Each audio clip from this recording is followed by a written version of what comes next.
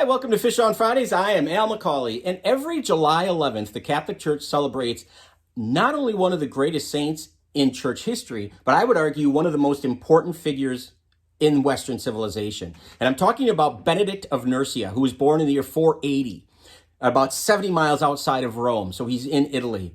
Now we have to remember what's happening in history at this point. The Roman Empire has completely collapsed by 476 AD. And everything is a shambles. The whole breadth of Europe, which was the Roman Empire, has fallen into decay and chaos. There are battles and skirmishes and wars going on everywhere. There's all kinds of heresies being taught. There's all kinds of diseases that nobody can cure. And there's a lot of chaos.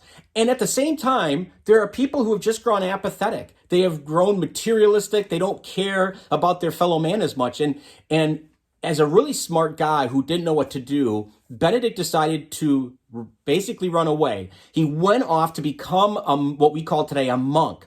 And because of that, he thought, his prayer would help to give him some sense of understanding of the world and how to react to it. Ironically, in trying to get away from the world came to him because men heard about what he did and they wanted to be like him. They wanted to seek him out for advice and for his prayers, but they wanted to follow his example and become monks as well. And so they kind of got together and said, listen, we're living all according to our own devices. Benedict, you seem to know what's going on. You have your act together. Can you maybe give us a rule, a guideline to follow so we know how to live as monks who pray? And so he did. He wrote what's called today the Rule of St. Benedict. I would submit that if you went to just about any bookstore today, you'd be able to find it because it's that popular. It's read not just by theologians and church people. It's read by people of all denominations and religious faiths. It's read by CEOs of companies because really at the heart of it, it's about living a balanced life. It's about humility and living a balanced life. In fact, if you could boil down the Rule of St. Benedict to one phrase, it was a phrase that Benedict himself used a lot. In Latin, he would say, ora et labora, which means pray and work. And we should have a balance between these things. I'm going to read a quote because I think it just summarizes this really well. Benedict said this. He said, "He who labors as he prays lifts his heart to God with his hands." Think about how in our lives, how stressed we are, how much we have to do with work, how we have this event to get to, we have that thing to go to, we have this bill to pay, we have this illness to cure. We've got all of these tensions. And then add on top of that, social media and the internet and everything else and the news of the day. It's overwhelming. And to listen to Benedict echo through the ages 1,500 years ago to say, pray and work, have a balance. If you work too much, this is the old phrase, too much output, not enough input makes one go kaput. And so the idea is, Benedict says, is to pray and to work, to balance. And if you don't have time because you're too busy to pray, then you do need to take the time to pray. That's just the bottom line. But why is he so influential? Because he is going to start the monastic tradition that's going to permeate throughout all of Europe and eventually throughout all the world.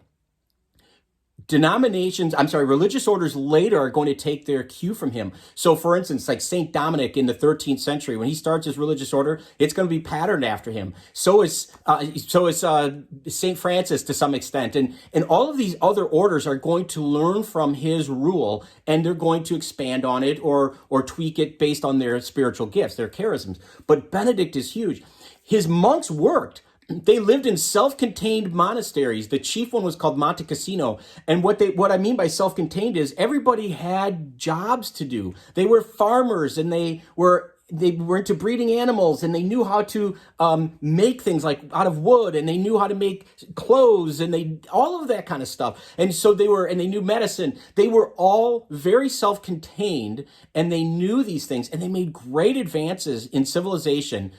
Like I said at the beginning, when the Roman Empire collapses, there's nothing like that. It's the Benedictine monasteries that really support and provide any kind of semblance of order amidst the chaos.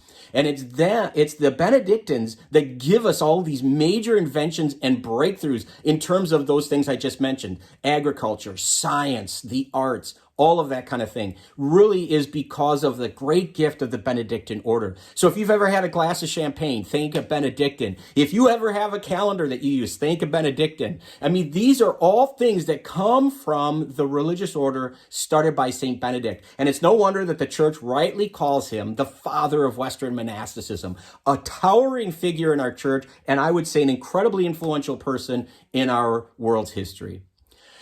That was St. Benedict, a lot there. Great guy to check out. There's so much more I could say about him. I would encourage you to do a little research on your own to find out what you can about the guy. He was just a powerhouse, and his influence still echoes down to our day. Thanks for watching.